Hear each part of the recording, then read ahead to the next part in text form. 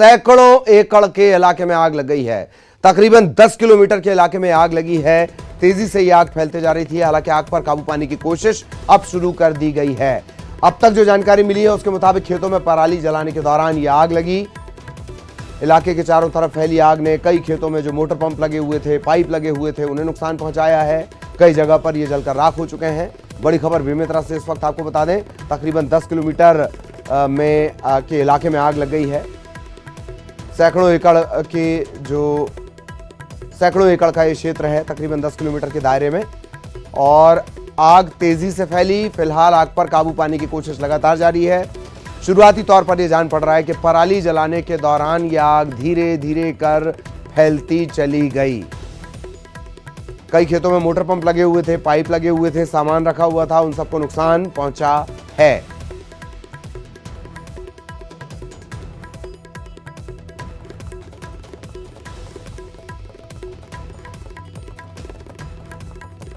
और हमारे सहयोगी कोमल राजपूत इस वक्त हमारे साथ जुड़े हुए हैं। कोमल, पूरी जानकारी विस्तार से।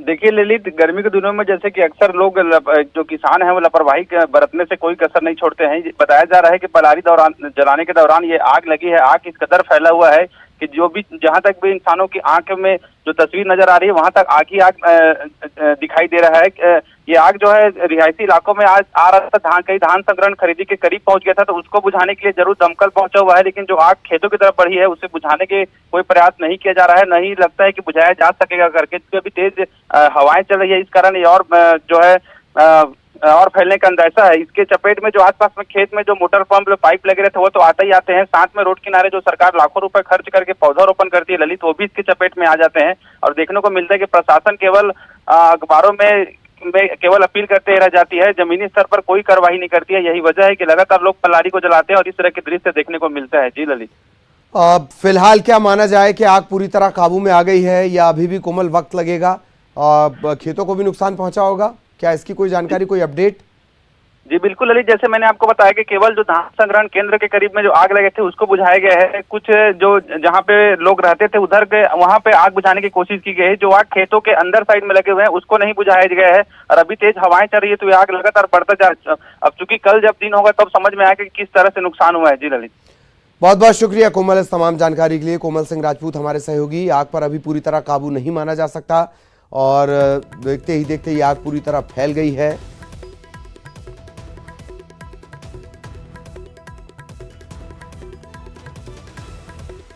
तो कई खेतों में जो सामान रखा हुआ था, मोटर पंप था, पाइप था, वो भी जल गया है। कहीं ना कहीं लापरवाही का जिक्र भी कर रहे थे कोमल। चूंकि गर्मी का वैसे ही सीजन है, बहुत सावधान रहना पड़ता है।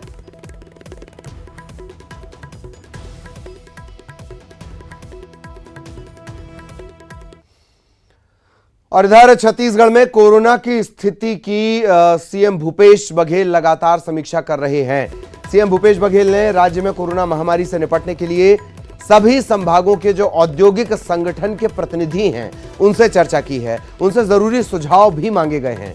वीडियो कॉन्फ्रेंसिंग के जरिए ये चर्चा हुई। चर्चा के दौरान सीएम ने सभी औद्योगिक संस्थानों से कोरोना को हराने के लिए हर संभव सहयोग करने की अपील की है। सीएम ने चर्चा के दौरान यह भी कहा कि सभी औद्योगिक परिसर, खदान, इनके आसपास के जो गांव हैं वहां पर जन जागरूकता अभियान चलाए जाएं और कर्मचारियों, श्रमिकों समेत लोगों को कोरोना की दवाइयों का किट बांटी जाए। इस पर सभी औद्योगिक संस्थानों ने सीएम को हर संभव मदद करने का भरोसा दिया है।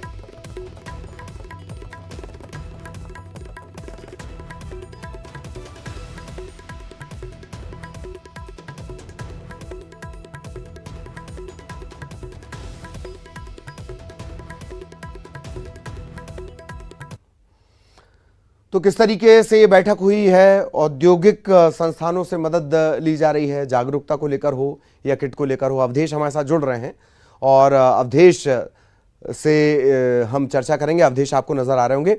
अवधेश, क्या कुछ इस पूरी बैठक से निकल कर आया, वर्चुअल बैठक से निकलकर उद्योगों की मदद?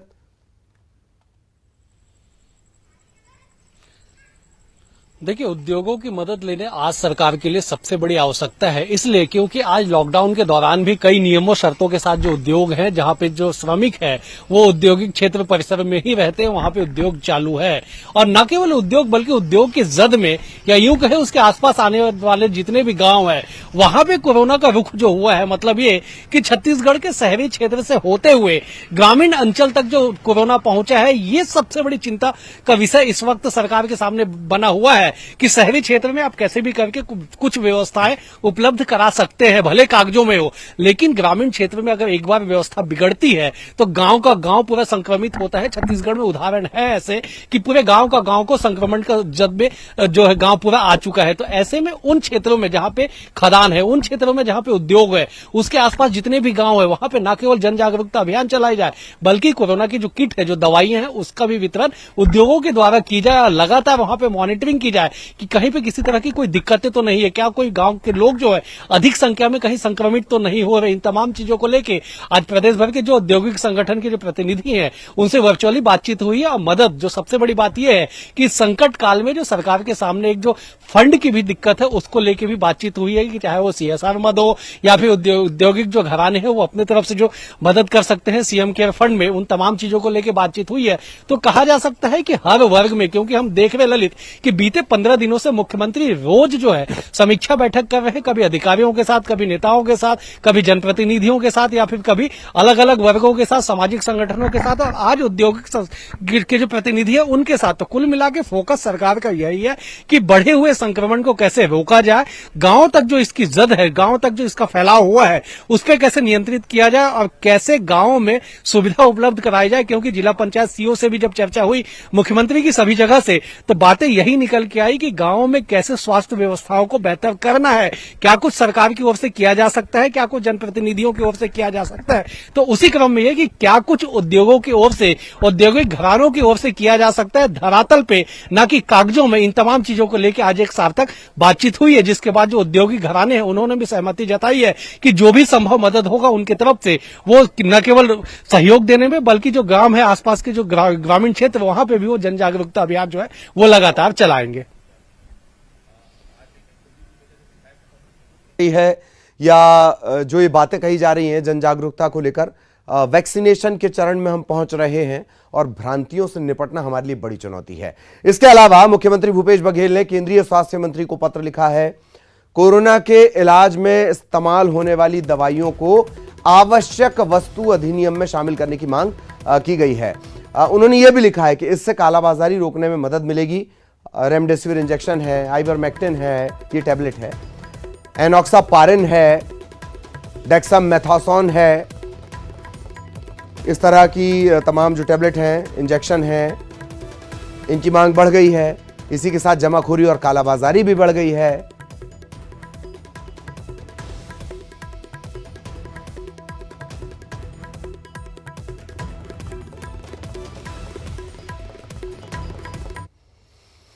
और छत्तीसगढ़ में कोरोना संक्रमण और लॉकडाउन का सबसे बुरा असर प्रदेश के मजदूरों पर पड़ा है। इसे देखते हुए प्रदेश सरकार ने एक बड़ा फैसला भी लिया, बड़ी पहल की है। इसके मुताबिक पूरे प्रदेश के शहरों, कस्बों और बड़ी पंचायतों में सड़क, नालियां और गलियों के बनाने के काम को मंजूरी दे दी गई है। इसके लिए सरकार ने 374 करोड़ रुपए का फंड भी जारी कर दिया है।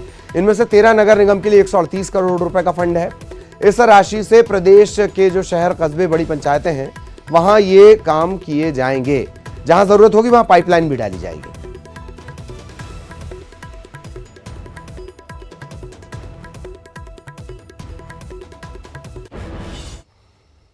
और छत्तीसगढ़ में इस समय कोरोना का संक्रमण तेजी से फैल रहा है। आंकड़ों में बदलाव लगातार जारी है, राहत कम नजर आ रही है। इन सब के बीच बीजेपी ने राज्य की कांग्रेस सरकार पर सवाल खड़े किए। बीजेपी कह रही है कि सरकार का अव्यवस्थाओं और लापरवाही में कोई मुकाबला नहीं है। उन्होंने ये भी कहा कि सरकार की अव्यवस्थाओं ने जिंदा महिला को शमशान घाट पहुंचा दिया। असल में बीमार सरकार है जो खुद वेंटिलेटर पर है। रमन सिंह के बयान पर कांग्रेस ने पलटवार भी किया है।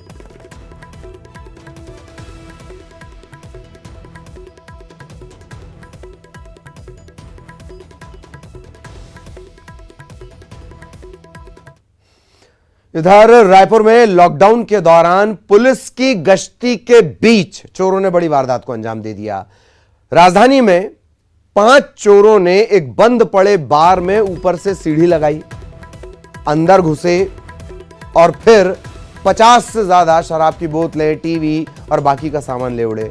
सबसे मजे की बात यह है कि चोरों ने बंद पड़े इस बार में बियर पी ली, वहां सो भी गए।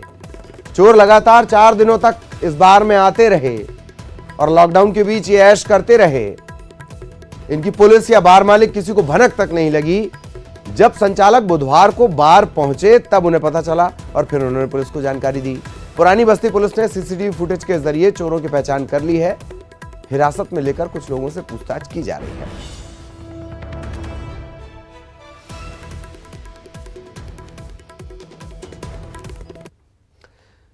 खबर जशपुर से, जहां कोरोना बम फूटा है। जेल में कोरोना बम फूटा है। 21 कैदी कोरोना संक्रमित पाए गए हैं। पॉजिटिव जो कैदी आए हैं, जिनका टेस्ट पॉजिटिव आया है, उन्हें अलग बैरक में रखा गया है। अलग बैरक में रखकर उनका इलाज किया जाएगा। लेकिन बड़ी चुनौती जेल में इस तरीके से कोरोना बम का फूटना, क्योंकि जेल में संक्रमण बहुत तेजी से फैलता है और बहुत तेजी से संक्रमण फैलने के चलते अब अगर 21 कैदी कोविड पॉजिटिव आए हैं तो बाकी कैदियों को सुरक्षित रखा जाना बड़ी चिंता।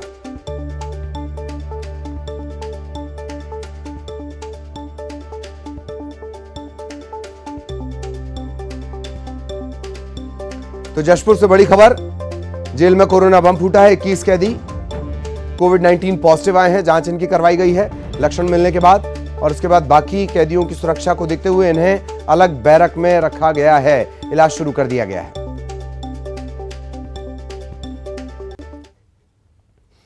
इधर कोरबा में टोटल लॉकडाउन की पाबंदियों को अनदेखा कर खुद के साथ दूसरों की सुरक्षा से खिलवाड़ करने वालों के खिलाफ सख्ती बरती जा रही है। ऐसे लोगों पर पुलिस लगातार कार्रवाई कर रही है। कुछ ऐसा ही नजारा कटघोरा में भी देखने को मिला है। अमर शहीद वीर नारायण चौक के पास ये नजारा देखने को मिला।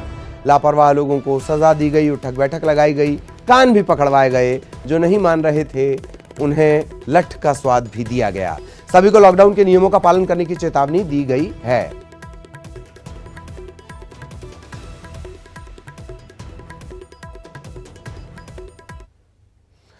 मुंगेली जिले में कोरोना का संक्रमण लगातार बढ़ता जा रहा है। इसे देखते हुए जिले में लोरमी ब्लॉक में आईटीआई में 80 बेड का एक कोविड केयर सेंटर शुरू किया गया है। कांग्रेस के जिलाध्यक्ष सागर सिंह और लोरमी विकास मंच इस कोविड केयर सेंटर को खोलने की लगातार मांग कर रहा था। कोविड के इलाज के लिए कोई अस्पताल यहां नहीं है। शुरुआत में मौजूद सुविधाओं के आधार पर 10-15 ऑक्सीजन बेड की सुविधाओं के साथ इस अस्पताल की शुरुआत की गई थी और लोरमी इलाके के लोगों को तत्काल इसका लाभ मिल सके, क्योंकि ये वनांचल का इलाका है। मुंगेली बिलासपुर इससे दूर भी हैं। रोजाना 200 से ज्यादा मरीज मिल रहे हैं। इसके चलते इसे जल्द शुरू करा गया है। पहले दिन 6 मरीज पहुंचे थे, 4 को ऑक्सीजन सपोर्ट पर रखा गया है।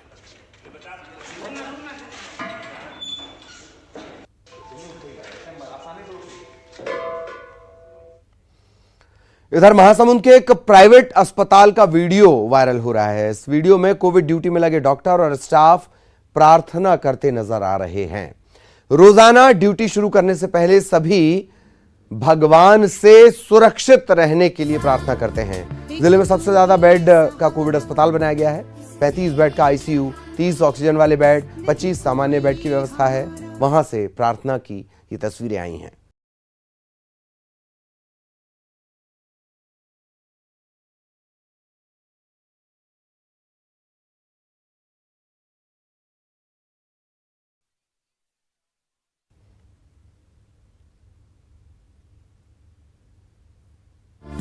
एक तू ही सहारा, इस तेरे जहां में नहीं कोई हमारा। और यहां रुकेंगे एक ब्रेक के लिए।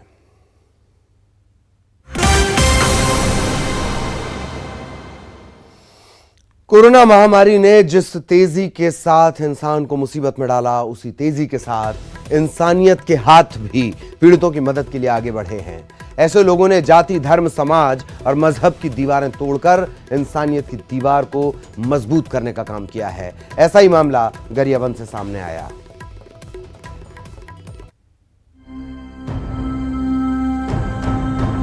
चिता से उठती ये लपटें बेबसी की हैं, कोरोना के हाहाकार की हैं। गरियाबंद से सटे आमदी के उस परिवार की हैं जो अपने बेटे का अंतिम संस्कार भी नहीं कर पाया। 40 साल के लोकेश जामरे की बीती रात कोरोना से मौत हो गई। बुजुर्ग पिता और दिव्यांग छोटा भाई पहले ही कोरोना पॉजिटिव हैं। परिवार के बाकी सदस्य भी बीमार हैं। परिवार ने लोकेश के अंतिम संस्कार के लिए प्रयास किए मगर सफल नहीं हो पाए। परिवार अंतिम संस्कार को लेकर चिंतित था। ऐसे में गरियाबंद मुस्लिम समाज के युवा रोजेदार परिवार के लिए देवदूत बनकर आए। मुस्लिम समाज के युवाओं ने लोकेश का हिंदू रीति रिवाज से अंतिम संस्कार किया। सतनामी समाज के प्रदेश अध्यक्ष हेमंत सांग ने चिता को मुखाग्नि दी। है उसमें हिंदू मुस्लिम और सिख ईसाई नहीं देखा जा रहा है।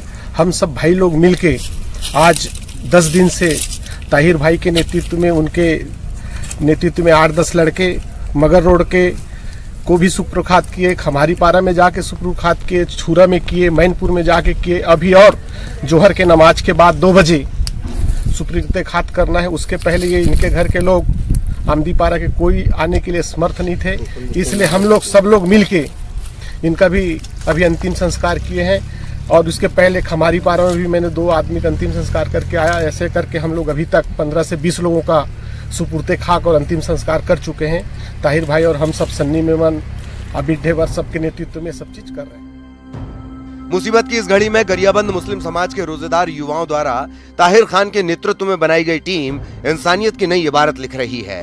टीम के सदस्य कोरोना पीड़ित परिवारों की मदद तो कर ही रहे हैं, दर्जनों ऐसे लोगों को सुपुर्दे खाक और अंतिम संस्कार भी कर चुके हैं जिन्हें कोरोना ने मौत की नींद सुला दिया। उनके परिवार को संक्रमण की बेड़ियों में जकड़कर अंतिम संस्कार तक करने से रोक दिया। अनेकता में एकता का परिचय देते हुए हमारे मुस्लिम समाज के युवाओं ने भाईचारे का एक बहुत ही खूबसूरत उदाहरण दिया। सुपुर्दे खाक के लिए हमारे युवाओं ने एक टीम बनाई है। पुरानी कहावत है, मारने वाले से बड़ा होता है बचाने वाला। वैसे तो बचाने वाले भगवान खुदा और ईश्वर हैं, लेकिन कोरोना काल में कोरोना अगर लोगों को मारने पर आमादा है तो इंसानियत के पैरोकार लोगों को बचाने के लिए सामने आ रहे हैं। कृष्ण कुमार सैनी, न्यूज़ 18, गरियाबंद। और अब बात धमतरी जिले की, जहां कोरोना संक्रमण से बचने के लिए पुलिसकर्मियों ने किया देसी जुगाड़ का सहारा।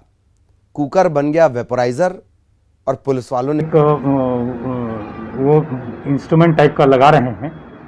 इसको YouTube से देखने से प्रेरणा मिली थी ताकि कर्मचारी यहाँ से ड्यूटी के बाद जब घर जाएं तो कम से कम भाप लेकर जाएं। एक बार में कितने लोग ले सकते हैं? एक बार में 3 लोग ले सकते हैं और 2-3 मिनट की भाप लेनी रहती है। जैसा सभी चैनलों पे या फिर चिकित्सकों ने जो गाइड बताया है, निर्देश दिया है, उसके अनुसार 2-3 मिनट पर्याप्त हैं। तो इस प्रकार से आधा घंटे में ही काफ़ी कर्मचारी भाप ले सकेंगे।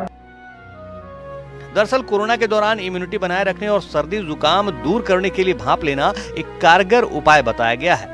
इसी के चलते कोरोना के दौरान ड्यूटी में लगे पुलिसकर्मी भाप ले रहे हैं। कोतवाली थाने में जुगाड़ कामयाब होने के बाद अब दूसरे थानों में भी ऐसा ही जुगाड़ लगाने की तैयारी है। अभिषेक पांडे, न्यूज़ 18, धमतरी।